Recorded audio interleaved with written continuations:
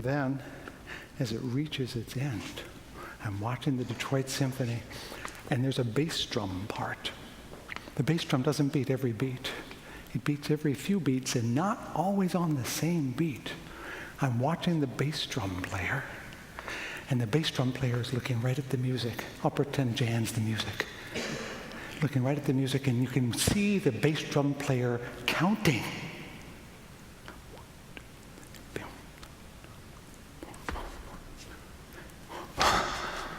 And he kept getting a little bigger and bigger. And the whole orchestra speeds up to this ferocious pace, and it comes to a crashing halt, and the bass drum player is literally panting. And so was I. My point here is that sometimes you have to be controlled by a power that comes and gets you and drives you right up to the edge. And that's what Rudolf Otto means by the sense of the numinous. Not, oh, I hear angels. Religious experience is not, I feel serene. Religious experience is not, how peaceful I feel. Religious experience is the force of the world grabbing you by the lapels and saying, pay attention. Put off your shoes, for you are on holy ground. That's how the peace got inside my skin, and I've revered it ever since, musically and aesthetically. And maybe you touched a little piece of that. But this is not the place where you get a religious experience. No, this is the place where you come to learn about them. You see, the problem is worship, the way we do it now, is the way we do it now. I'm doing it and you're watching. In pagan times, in ancient times, you were a part of it. You brought an offering. You marched in a solemn procession. We bowed, we gestured, and now you're there, sitting there, and you could be at a concert. You could be watching a movie, listening to a lecture. What I'm talking about here is that we are no longer worshiping the way our ancestors worshiped. We're watching something take place rather than taking part. I used to say, do you partake of worship or do you take part in worship? And the discipline of worship is not going to it and watching it happen. It is going to it and engaging it. And not just from a, I'm not sure I like what he's talking about point of view. If your worship is only thinking about what I'm saying, then you're not worshiping, and that's not the discipline of worship. Now, it's okay. We can't all march in processional every week and make obeisance to the gods or be filled with echolalic tongues. We can't do that every week. Unless you want to, of course. I don't think so. No. I just want us to remember that this is not worship. I'm doing it, and you're not. You know, as far as I can tell, there are only two experiences we have these days, most of us have, that come close to that uncanny power that that's supposed to be about. One of them is childbirth. And one of the good things about modern times is that men can now get inside the childbirth experience. I want to tell you about one of them. I'm not going to embarrass my wife here. I'm going to embarrass my doctor. Our second child is being born. That's our 25-year-old. And my wife is getting very close to having the baby. And I look at the doctor, who was female, by the way, and said, I always thought those pictures in the books were kind of distorted about how babies come out, look funny and things. And it turns out that's what it really does look like. And I told the doctor, I said, you know, I know this is happening, but it just doesn't look like it's possible. And the doctor said, I've been doing this for years, and I still don't believe it happens either. It is a stunning, thrilling, scary moment. And that's what the power is. The other experience is an altogether dreadful one. That's the experience of war. And that's one of the reasons we have so many feelings about birth and war, because they are the most powerful things we are likely to encounter in our lives. Massive destruction of massive experiences of creation. We see power in a way we have never seen it before.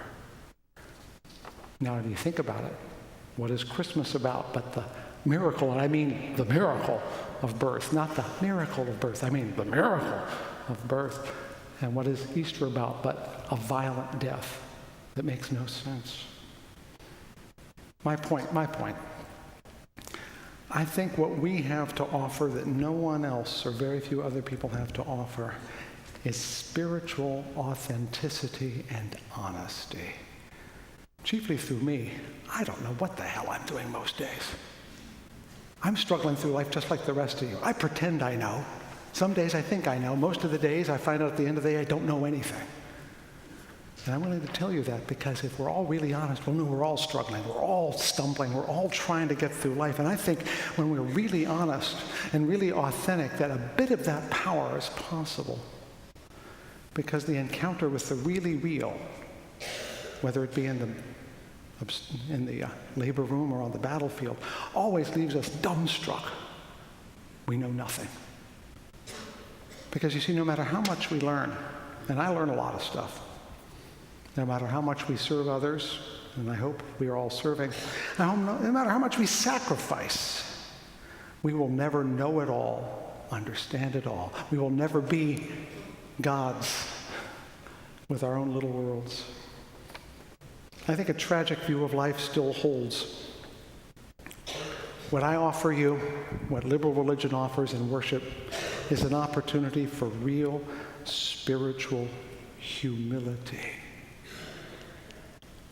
Do you understand what I'm saying? A chance to feel that you are a small piece of a very large universe and that you only have the tiniest bit of understanding about it, but that you matter inside that. You don't matter any more than anybody else. What did Eleanor Roosevelt say? Never forget that you're an utterly unique person and there's been no one like you ever before, and that everyone else is just like that. The paradox, again, remember the paradox. Worship, when we do it right here, reminds us of that. It should not just comfort us, it should afflict us. It should not just thrill us, it should humble us. We should feel warm with each other, but we should also smell the smoke up there in the altar. We should love the beautiful songs, but we should also hear the rumble of the thunder. If you're not a bit uncomfortable, I'm not doing it right. Something awful and thrilling, beautiful and bestial should always be just below the surface. If you are really, really relaxed, there's something wrong. Andy Dillard says, "The silence is all there is. It is the Alpha and Omega." Think of that silence in the middle of our worship service. It is God's brooding over the face of the waters. It is the blend of the 10,000 things. It is the wine of wings. You take a step in the right direction to pray into that silence, to connect with it. Distinctions blur, she says. And if you're really, really lucky, some Sunday morning, not when you're expecting it, not when you want it, in a way that makes your hair stand on end, in a way that makes you want to tremble and your knees knock. At some moment, some Sunday or some other place, you'll be in that silence and you'll hear,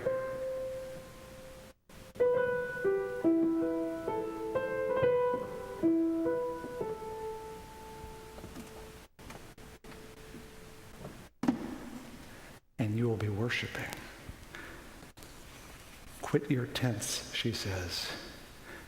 Come out of your tents. Listen in the silence for the notes of perfect power.